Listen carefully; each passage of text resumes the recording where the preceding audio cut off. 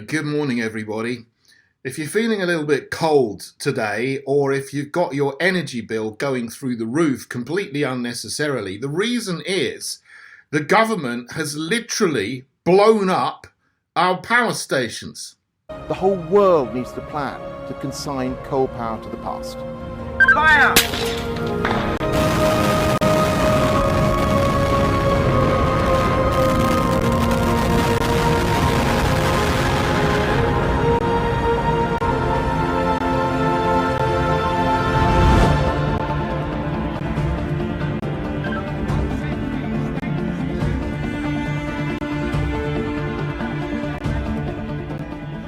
And there it is, it's down 7 seconds after months of work.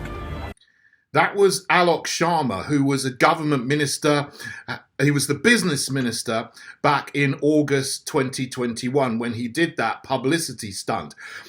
In 2010, when this current regime came to power, we had a fully functioning energy infrastructure. We had 14 coal power stations. This government has closed down all but 3 of them, and they've dynamited 7 of them, as you just saw in that video.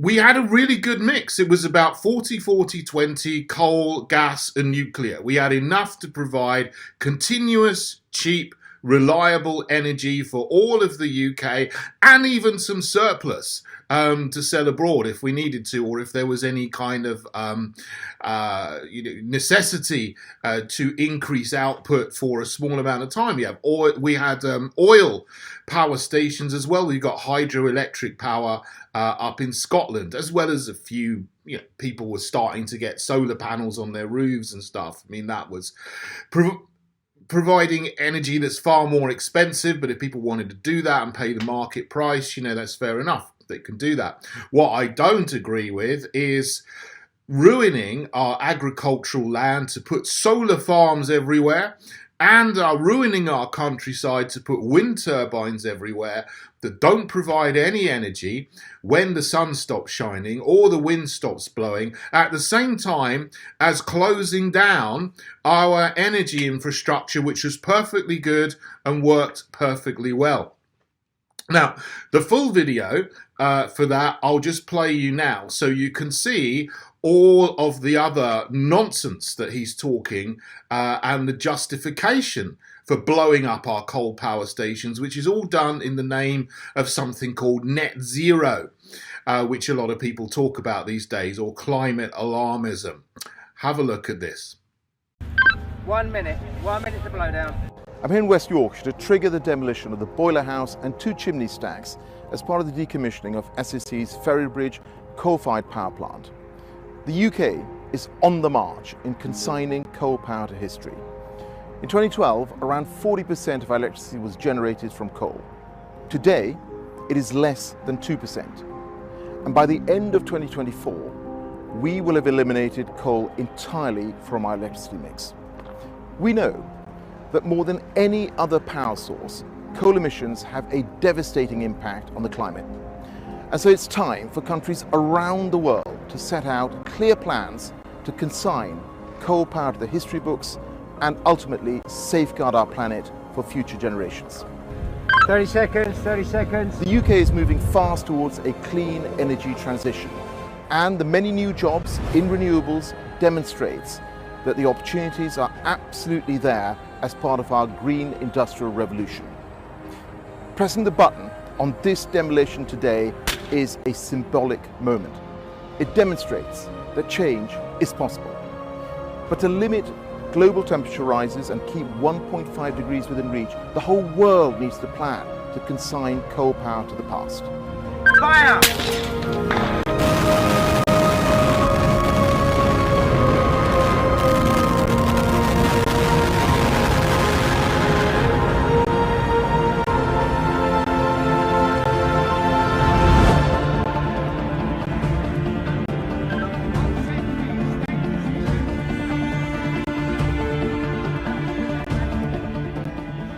And there it is, it's down 7 seconds after months of work. Just an example of consigning coal power to history.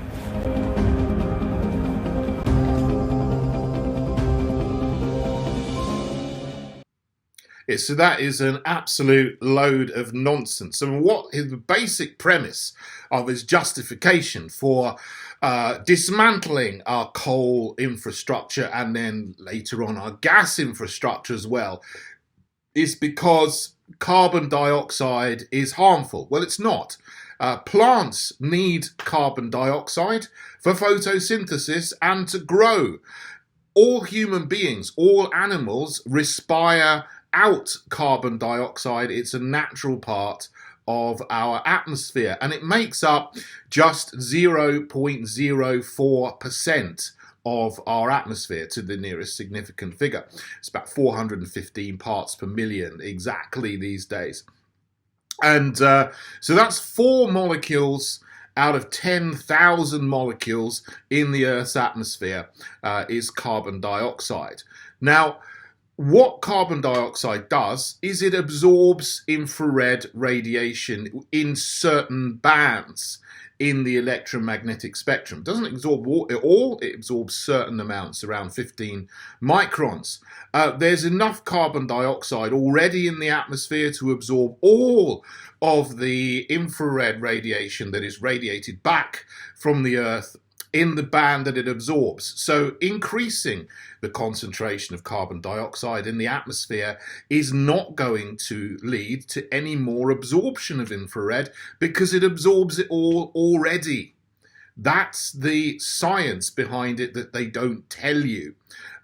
They make out that if you increase carbon dioxide, temperatures are going to go up by 1.5% by 2100 in 80 years time. Essentially, that's what the IPCC are projecting with their models. But of course, modeling something that might happen in the future is not science because it's not based on observations of empirical data that you've already seen. It's just conjecture about what might happen in the future.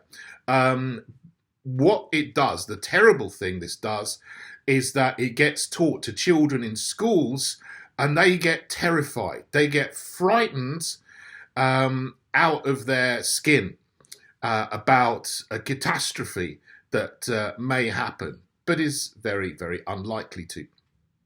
Because of the science that I've just mentioned, you can look it up and look in more detail at Beer Lambert's law and other things like that if you want. Anyway, the point is that the energy prices and energy inflation we have is completely unnecessary, and it is being caused by incredible irresponsibility by the government that we have, which has been dismantling our energy infrastructure, literally blowing it up over the last 10 years or so. And now they are escalating a war in Ukraine that was completely unnecessary as well, obviously with the deep state in the United States being the driver of that, but obviously the UK and European countries are all promoting escalation as well, which I don't agree with. To end the energy inflation, to end inflation in general, to get back to a place where we have plentiful, cheap, reliable energy, we need to rebuild our energy structure that this current government has started to destroy. So, number one, we need to stop blowing up our power stations and closing them down. We should keep open the coal power stations, excuse me, that are still going. There's 3 of them. There's another 4 that could potentially be reopened with a bit of work. It would take some time. We need to rebuild more. We need to keep our gas power stations going. We need to develop our onshore and offshore gas resources, start mining coal again, because we got some coal power stations, but we import the coal from Poland. Whereas we got huge amounts of coal resources under our feet in the UK, which we could use. In the short term, we need to end the sanctions on Russia, and we'll need to continue to buy Russian oil and gas for a year or 2 or 3 to come before we can get to a place where we've developed our own run-down gas, coal and oil infrastructure to the point where we are self-sufficient in energy. So we need to do that for 2 or 3 years, which is why I'm saying lift the sanctions on Russia, buy Russian oil and gas for 2 or 3 years while we develop our own infrastructure. Then we can become self-sufficient in energy, and we'll even have a surplus which we can sell to other countries as well. And obviously nuclear is a big part of the mix. We should keep our nuclear power stations open until we can replace them with small modular nuclear reactors with modern technology, which should be built with British companies and British expertise, companies like Rolls-Royce, rather than going to the French and the Chinese to construct them for us, which would, why do that when you've got the expertise here in Britain to build British small modular nuclear power stations? Rolls-Royce is the company that is at the forefront of the technology, so let's use them to do that. And that would solve our energy problems in the short term and in the long term. But you're not going to get that happening with this current government, because they are totally signed up to Agenda 2030 and the UN 17 Sustainable Development Goals. And what they want is further dismantling of coal and oil and gas energy infrastructure. They want bans, restrictions, and eventually bans on petrol and diesel cars. And that's the road they're going down. The same as Labour, Lib Dems, Greens, SNPs, fake Conservatives. They're all the same. In America, you've got the Democrats, you've got half the Republicans are all on the same train. All over Europe, you've got political parties which are centrist, globalist blobs that are doing the same, running down the energy infrastructure there, as well as all stoking up this unnecessary war in Ukraine and shooting themselves in the foot. Not themselves, because they still can drive, fly around the world on their private jets, which everybody else pays for, with the shakedown of taxing ordinary people to pay for their luxurious lifestyles, while they tell us that we can't have cheap energy anymore and we can't drive our cars anymore, but they can jet around the world to climate summits where they tell everybody else that we have to be poor. That is disgusting hypocrisy, and we need to get rid of them. I want to do that at the ballot box in the next election, which is why one of the many reasons I've started the Heritage Party.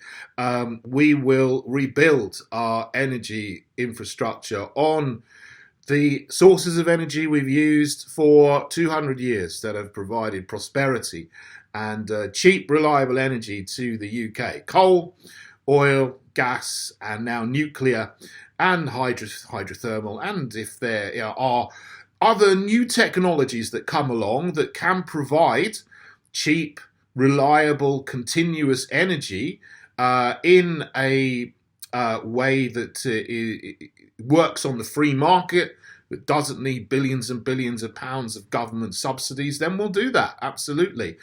That's not wind, that's not solar, possibly tidal, I don't know. I don't really like the idea of putting a massive tidal barrages across the Bristol Channel or the Wash, which would totally ruin the infrastructures there. But, if there's a way of harnessing tidal power that has minimal environmental impact and that can provide, because it's continuous energy, the question is, can it be done cheaply, and can it be done without completely changing the ecosystems where it's put in? If it can be done, great, let's use tidal, but it needs a lot of thought going into that, but that's a possibility for the future. Other things, nuclear fusion. People talk about 0 point energy. Well, I think the science to work that out is centuries away, but it's a very interesting idea. And thorium, people talk about thorium. Again, that needs a lot of scientific development before it can be done, safely, because it needs fluoride coolants at very high temperatures for the nuclear reactions that take place. Anyway, there you go. That's just an aside. I'm just like thinking off the top of my head there. But anyway, the point of this video is you're never going to get cheap energy again if you keep on voting for the same people that you've always voted for, that are destroying our energy infrastructure. So please do come and join us in the Heritage Party as the new year comes along. Please stand for us in local elections, if you can, around England and Northern Ireland on the 4th of May. And the general election, whenever that happens. Please do also subscribe to my channel if you can. That helps me. Give me a thumbs up for this video. That helps me too. And let's restore common sense to our nation in every area, because we desperately need some to counter the idiocy of the parties in Westminster at the moment.